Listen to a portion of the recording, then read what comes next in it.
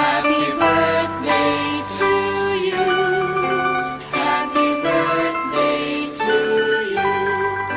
Happy birthday, happy birthday. Happy birthday to you. Happy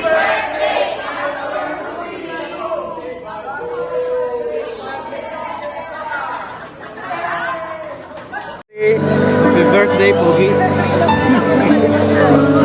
Miss na. Celebrate, enjoy life. Yes. Go! Hi! Good afternoon, Pastor Rudy.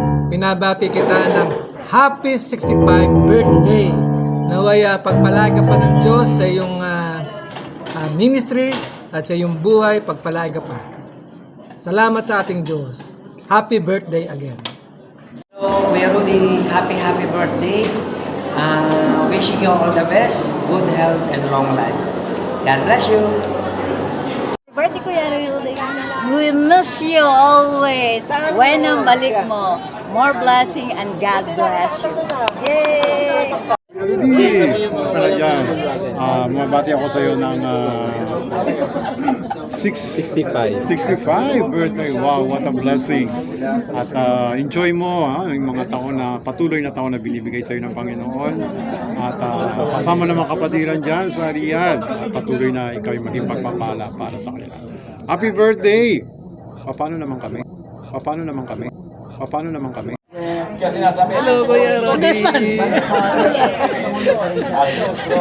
Kuya Rodi, happy birthday. Na-miss ka na namin dito. Na-miss namin ang blowout mo. Kaya, hinahintay namin. Happy birthday. Enjoy your day. We miss you. God bless you, Kuya. More and more.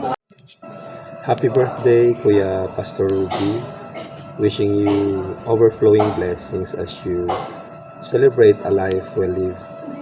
Reaching 65 is truly a testimony of God's grace, something not everyone is given. Thank you for your friendship, your kindness, and your unwavering service to others. You are truly an inspiration to many, lalo sa mga kapatiran at sa pamilya mo. I pray that God will continue to walk with you, strengthen you, and use your life to bless even more people in the years ahead. Enjoy po your special day, Kuya Rudy, and your family at the Floor at Kay Joyce. God bless you. More birthdays to come. Happy birthday, Lolo Rudy. Happy birthday po. Pero, Kuya Rodi.